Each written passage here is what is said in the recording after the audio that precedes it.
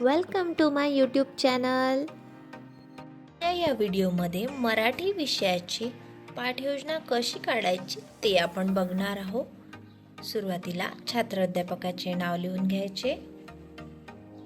शाळेचे नाव, इथे वर्ग घेतलेला आहे आपण 7वी, विषय मराठी, घटक आहे पद्य म्हणजेच कविता आणि उपघटकामध्ये त्या कवितेचं नाव लिहून घ्यायचे आहे. म्हणजेच इथे उपघटक आपण घेतलेला आहे थेंब आज हा पाण्याचा, हे आपल्या कवितेचं नाव आहे. वेळ आहे 35 मिनिटे. दिनांक तुम्ही लिहून घ्यायची. इथे मूल्य घेतलेले आहे चिकित्सक वृत्ती आणि अपेक्षित पूर्वज्ञानमध्ये आहे विद्यार्थ्यांना कवितेविषयी थोडक्यात माहिती आहे.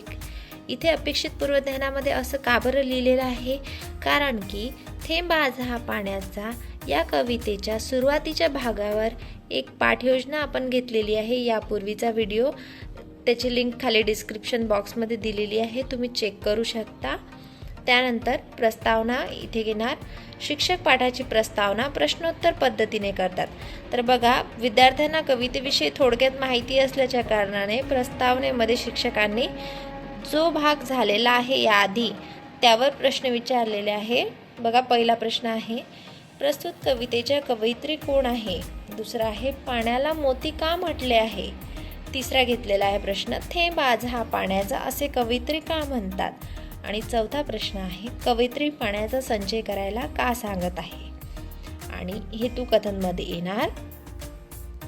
तर आज आपण सुनंदा भावसार रचित थेंब आज हा पाण्याचा या कवितेचा उर्वरित भाग अभ्यासणार आहे. त्यानंतर अध्ययन अध्यापनामध्ये पाठ्यवस्तूमध्ये येणार. आभाळातील या पासून तर थेंब आज हा पाण्याचा हे दुसरे कडवे आहे, त्याचा भावार्थ इथे स्पष्ट केलेला आहे. आभाळातून मोत्यासारखे पाण्याचे थेंब खाली मातीवर पडून त्यामधून मोत्यासारखे पीक वर येते. निसर्गाला पाण्याचे मोल कळले आहे. माणसे मात्र संकुचित वृत्तीने वागतात. माणसे खणखणणाऱ्या नाण्याचा तिजोरीमध्ये संग्रह करतात आणि त्यातच मोठेपणा म्हणजेच धन्यता मानतात.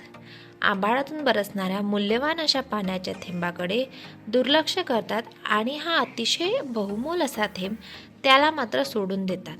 पावसाच्या सरीतून येणारे पाणी, त्याचे थेंब हे माणसाला व सृष्टीला जगवतात आणि म्हणूनच कवयित्रीने त्याला अत्यंत मोलाचे असे म्हटले आहे.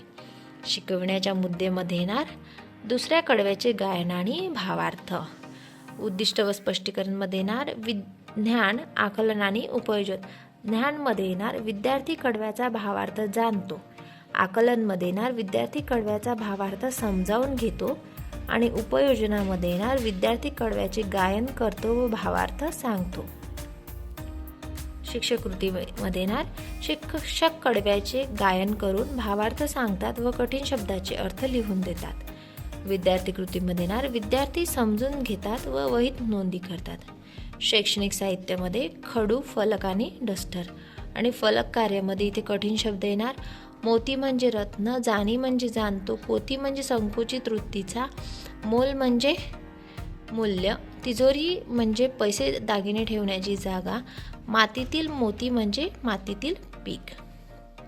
त्यानंतर पाठ्यवस्तूमध्ये पुढे बघा, तिसरं कडवं इथे घेतलेलं आहे.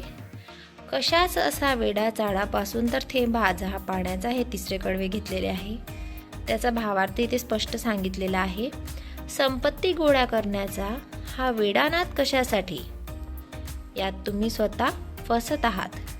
निसर्गाकडे बघण्याचा दृष्टिकोन आता बदलायला हवा, कारण या पृथ्वीवरचे पाणी संपत चालले आहे. पाण्याचा आदर करायला हवा. सोन्याचा घोट घेऊन तुमची तहान अजिबात शमणार नाही. तहानेसाठी आभाळातून बरसणारा बहुमोल असा पाण्याचा थेंबच आवश्यक आहे. त्यासाठी सोने नाणे याची अजिबात गरज नाही. माणूस सोने नाणे याचा संचय करतो, मात्र बहुमोल असे पाणी वाया घालवतो. शिकवण्याचे मुद्दे बघा, इथे येणार तिसऱ्या कडव्याचे गायन आणि भावार्थ. उद्दिष्टे व स्पष्टीकरणमध्ये येणार ज्ञान, विद्यार्थी कडव्याचा भावार्थ जाणतो. आकलन, विद्यार्थी कडव्याचा भावार्थ समजावून घेतो. आणि उपयोजन, विद्यार्थी कडव्याचे गायन करतो व भावार्थ सांगतो. पुढे शिक्षक कृतीमध्ये शिक्षक कडव्याचे गायन करून भावार्थ सांगतात व कठीण शब्दाचे अर्थ लिहून देतात. विद्यार्थी कृतीमध्ये येणार विद्यार्थी गायन करतात व समजून घेतात व वहीत नोंदी करतात. आणि शैक्षणिक साहित्यामध्ये येणार पाण्याची बाटली, पाण्याचे महत्त्व समजावून देण्यासाठी शिक्षकांनी वापरलेले हे शैक्षणिक साहित्य आहे.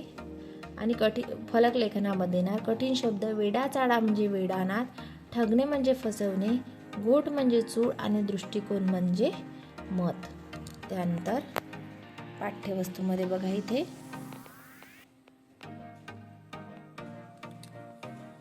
कवयित्री सुनंदा भावसार यांनी मानवाला उद्देशून असे म्हटले आहे की निसर्ग आपल्याला भरभरून देतो पण माणूस त्याची कदर करत नाही. निसर्गाकडे बघण्याचा दृष्टिकोन आता बदलायला हवा. पर्यावरणाचे रक्षण आणि संवर्धन आता करायला हवे. आणि शिकवण्याचे मुद्देमध्ये ना भावार्थाची पुनरावृत्ती,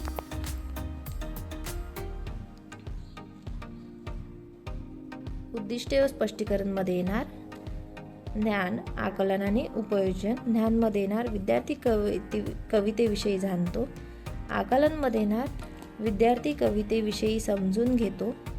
आणि उपयोजनमध्ये येणार विद्यार्थी कवितेविषयी सांगतो. शिक्षक कृतीमध्ये येणार शिक्षक कवितेच्या आशयाची पुनरावृत्ती करून सांगतात. विद्यार्थी कृतीमध्ये येणार विद्यार्थी समजून घेतात. त्यानंतर पुढे मूल्यमापनामध्ये इथे शिक्षक शिकवलेल्या भागावर प्रश्न विचारतात. पहिला प्रश्न इथे घेतलेला आहे शिक्षकांनी कशाचा दृष्टिकोन आता बदलायला हवा असे कवयित्री म्हणतात. दुसरा प्रश्न शिक्षकांनी इथे विचारलेला आहे माणूस कशाचा संचय करण्याच्या मागे लागला आहे. त्यानंतर तिसरा प्रश्न कशाचा घोट घेऊन तहान शमणार नाही.